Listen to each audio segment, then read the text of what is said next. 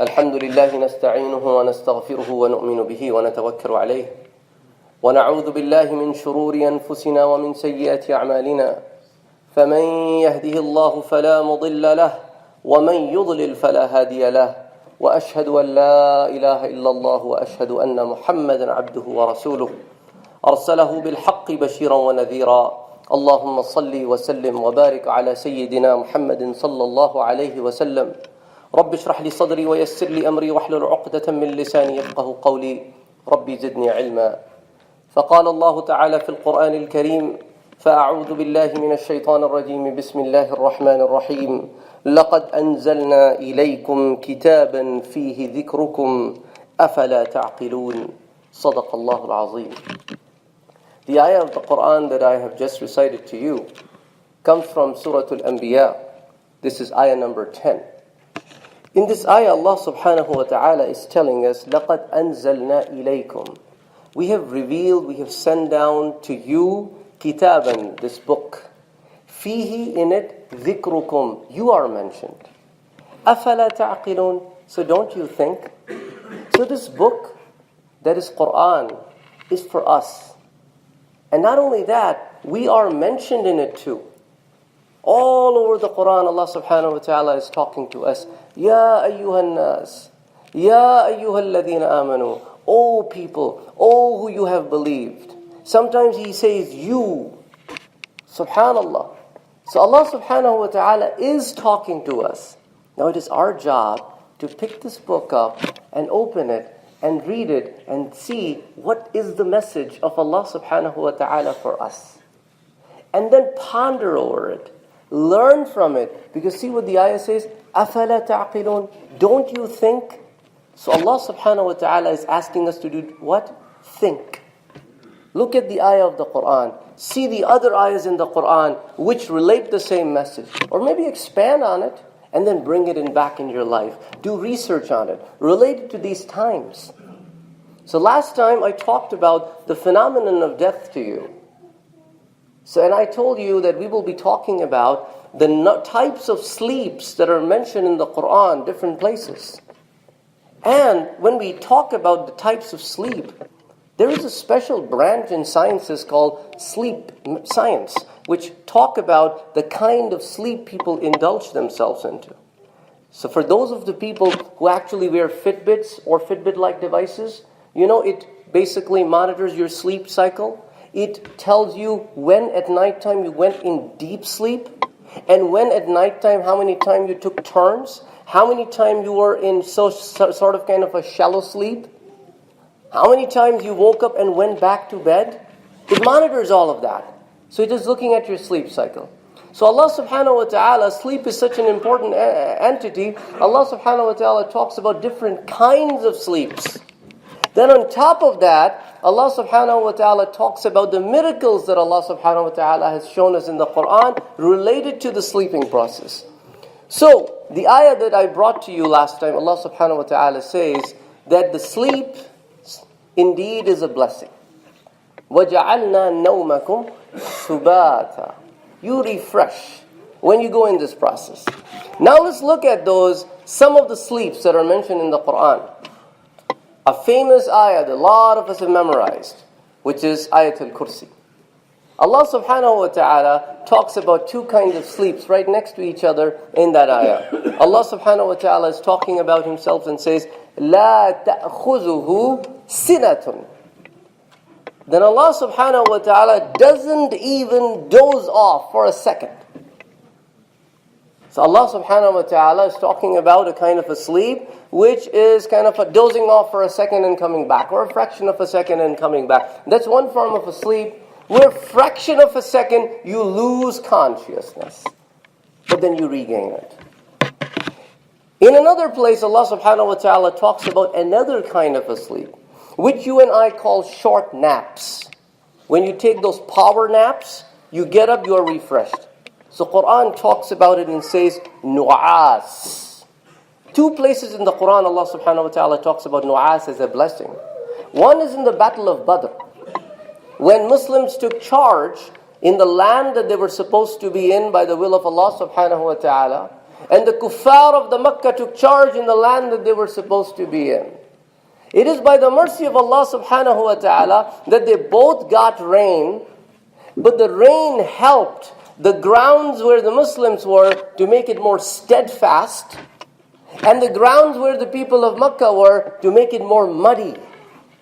So when they are out in the battlefield, they can't stand their grounds. At the same time, when the small process of rain was pouring, these people in the Muslim camps, Allah subhanahu wa ta'ala says, إِذْ يُغَشِّيكُمُ النُّعَاسَ أَمَنَةً مِّنْهُ. Then Allah subhanahu wa ta'ala gave you a power nap, that you were so tired. It was the time of Ramadan. You were fighting while you were fasting. You were traveling while you were fasting. You were bearing all the hardships when you were fasting. So I gave you a power nap. I gave you a little bit of a rain. I gave you a better ground to stand the next day when you stand in front of them. So this is one incident where Allah subhanahu wa ta'ala talks about this kind of a nap. In another place, in another battle of Uhud, when Muslims met many losses, Prophet Muhammad sallallahu alayhi wa sallam lost his close relatives, including Hamza radiyallahu ta'ala anhu, his uncle. And a lot of the Muslims were wounded. But in that process, a few days, 2-3 days after they came back to Medina, they were asked by Allah subhanahu wa ta'ala to now go back. Because the people of Makkah are now camped outside of the Medina. So these Muslims traveled again to a place called Hamra'ul Asad. And they were wounded. They were tired.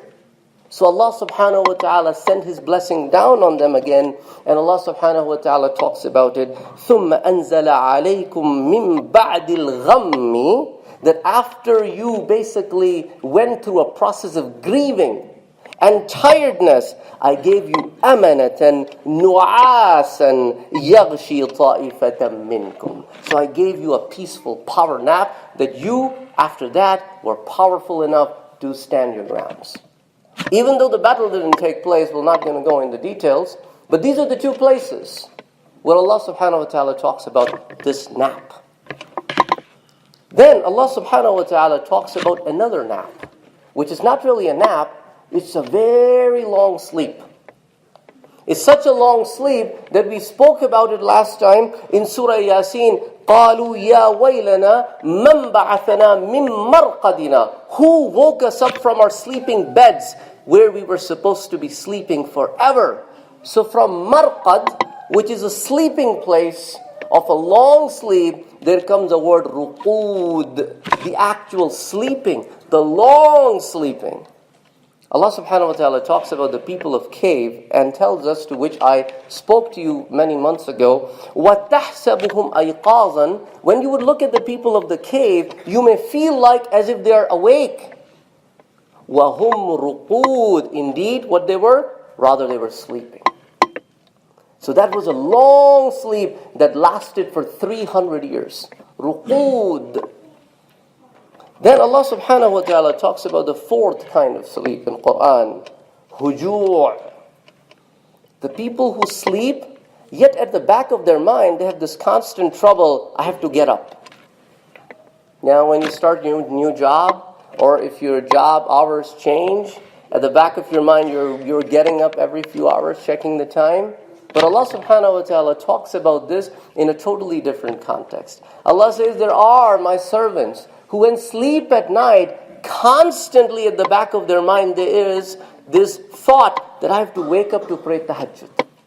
I have to wake up before Fajr so I can worship Allah subhanahu wa ta'ala. So Allah subhanahu wa ta'ala talks about their sleep. كَانُوا قَلِيلًا مِنَ اللَّيْلِ مَا يَهْجَعُونَ. This is a different kind of a sleep, where you take a sleep, yet with an intention of waking up. Then Allah subhanahu wa ta'ala talks about the fifth kind of sleep, which I already spoke to you about. وَجَعَلْنَا نَوْمَكُمْ سُبَاتًا. What kind of sleep is this? Is this the kind of sleep where you are disconnected? You are in a deep sleep, yet it may be lasting for a few hours. You wake up from the sleep, but while you are sleeping, you're totally disconnected. There's nothing at the back of your mind. It is not a power nap. It is not a dozing off. It's not a ruqud. It's not a long sleep. It's probably the nightly sleep that a lot of us basically benefit from every day. So these are the 5 places where Allah subhanahu wa ta'ala talks about the sleep itself. So I spoke to you about the sleeping process of the people of the cave, that they slept for 300 some years, then Allah subhanahu wa ta'ala woke them up, and they were the sign of their own people. But then there are other places in the Quran where Allah subhanahu wa ta'ala talks about miraculous sleeps. There's a prophet of Allah subhanahu wa ta'ala. His name is Uzair alayhi salam. When he entered Jerusalem, where the Bayt al-Maqdis is, he noticed that the whole place is turned upside down. These were the times when the people of Bani Israel, who were the Muslims of those times, they were exiled from their land. Their whole property was destroyed. Everything was taken away from them. They were sent into prison camps, or they were exiled. So he looked at this place and said, "Oh my God, أَنَّا يُحْيِي هَذِهِ اللَّهُ بَعْدَ مَوْتِهَا?" I wonder how all of this will ever going to come back to life. I wonder. He believed in it. He's a prophet. But he's wondering, how? What would it be like? So Allah subhanahu wa ta'ala made a special arrangement for him. فَأَمَاتَهُ اللَّهُ Allah subhanahu wa ta'ala put him to a death state for 100 years. مِئَةَ عَامٍ. And then Allah subhanahu wa ta'ala says, ثُمَّ بَعَثَهُ I brought him back. I woke him up. And an angel asked him, قَالَ كَمْ لَبِثْتَ How much time did you sleep? He looked around and said, لَبِثْتُ يَوْمًا أَوْ بَعْضَ يَوْمٍ Probably a day or part of the day. He said, no, بَلْ لَبِثْتَ مِئَةَ عَامٍ You slept for 100 years. Now I will show you the signs of Allah subhanahu wa ta'ala. Look at yourself. You slept for 100 years, and to you it was as if half a day to a day passed. Look at your food. Your food is as it was just put right now. لَمْ يَتَسَنَّى Nothing happened to it. And unzur ila himarik, look at your donkey. It is dust. Now look at how Allah subhanahu wa ta'ala brings the dust back to a skeleton and put the skeleton back to a donkey and brings it back to life. So three-dimensional analysis. Three-dimensional analysis happening in the same spot. Donkey went through the 100 years of life. Food, not even a second passed over. And he himself thinks that he has spent a day or part of the day. Same spot. Now that gives us an idea when Allah subhanahu wa ta'ala says through the hadith of the Prophet Muhammad sallallahu alaihi wasallam and in the Quran that and on the day of judgment, for some people it will be like 1,000 years. Some will be like 50,000 years. Some would be like the time that you would sit out between Zuhr and Asr. For some of them it would be the time as if you are praying. Different states, same place. So Allah subhanahu wa ta'ala showed us right here that I am kulla shay'in qadir. I can do anything. I can do everything. I am not bounded by the laws of physics that you are. Now another story of the Prophet. Ibrahim alayhi salam. Who is Ibrahim alayhi salam? Khalilullah, the friend of Allah subhanahu wa ta'ala. Then, while communicating with Allah subhanahu wa ta'ala in his love, he said, Rabbi, oh my Lord, arini, show me. Kayfa tuhyi al-mawta. How do you bring the dead back to life? How do you do that? Allah subhanahu wa ta'ala asked, awalam tu'min? Don't you believe? He said, no, I believe. وَلَكِنْ لِيَطْمَئِنَّ قَلْبِي. Just for the sake of my heart. I love you so much. When there's such a big love, the prophets ask these kind of things from Allah subhanahu wa ta'ala. And he understands. So he said, okay, Ibrahim, you do this. Take 4 birds. فَصُرْهُنَّ إِلَيْكَ. Train them that when you whistle, they will come flying to you. Once you are done with that, slaughter them. Once you're done slaughtering them, from each bird, take a little piece of the meat or their body. And when you are training them, make sure you train them such that you leave a bird on a mountain, you whistle or make a sound, and the bird comes to you. So now what you do is, after you have slaughtered them, you take a piece of it and put it back on the same mountain where you used to call it. He did it. And then he called it, and the same exact bird came flying to him. Same exact bird came flying to him that he trained. So right here Allah subhanahu wa ta'ala showed His Prophet that there is something that was alive. You slaughtered it. You took only a piece out of it, not only the whole thing, a piece out of it. You put it out there. From that piece, I can create the whole thing back. And I don't even need that, but just to show you that how I bring things back to life. And then there were people that Quran talks about. أَلَمْ تَرَ إِلَى الَّذِينَ خَرَجُوا مِنْ دِيَارِهِمْ. They left their houses. وَهُمْ أُلُوفٌ. There were thousands of them. حَذَرَ الْمَوْتِ. They were scared of dying. They were scared of death. So they were under the impression, if we leave this place and go elsewhere, we will save ourselves. So Allah subhanahu wa ta'ala said what? فَقَالَ لَهُمُ اللَّهُ مُوتُوا. Allah subhanahu wa ta'ala ordered all of them to do what? Die you all. ثُمَّ أَحْيَاهُمْ. And then brought them back to life. Why? إِنَّ اللَّهَ لَذُو فَضْلٍ عَلَى النَّاسِ. Because Allah is extremely merciful on His beings. He wanted to show them that you can't escape death. You can't escape. If you go elsewhere just to save yourself, you think you can escape death? No.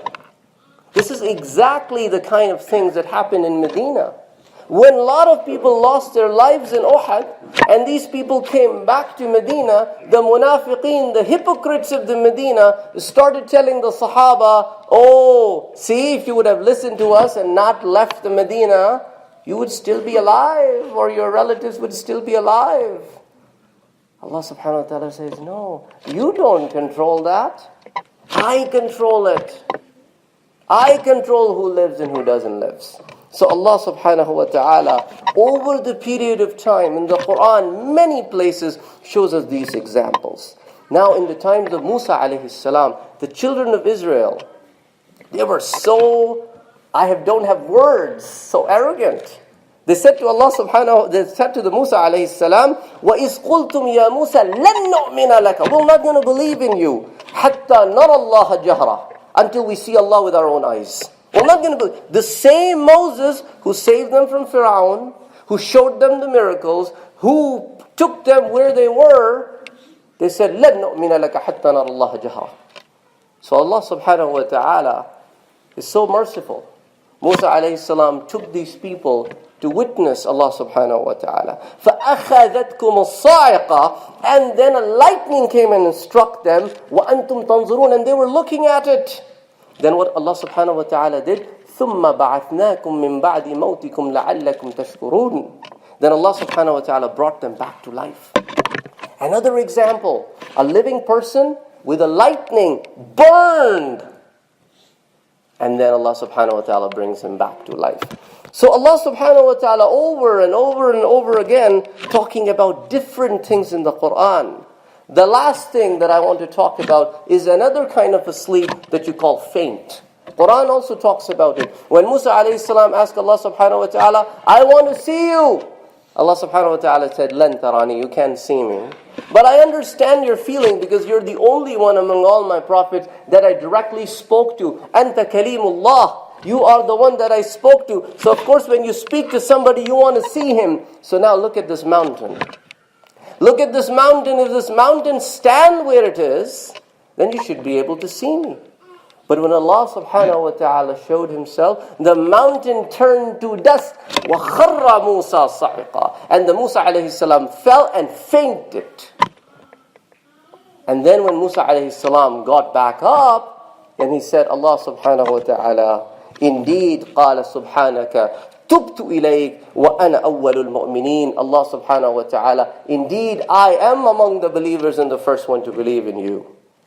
So these are the different things that Allah subhanahu wa ta'ala talks about in the Quran, about how the sleeping happens, and to Him nothing is impossible. He can put anything to where it is and bring it back to whichever state He wants to, because He can control anything and everything. Yet, there is one more topic that I'm going to bring to you next time. It's a different kind of a sleep. The sleep when you're awake, yet you are sleeping. أقول قولي هذا واستغفر الله لي ولكم ولسائر المسلمين فاستغفروه إنه هو الغفور الرحيم.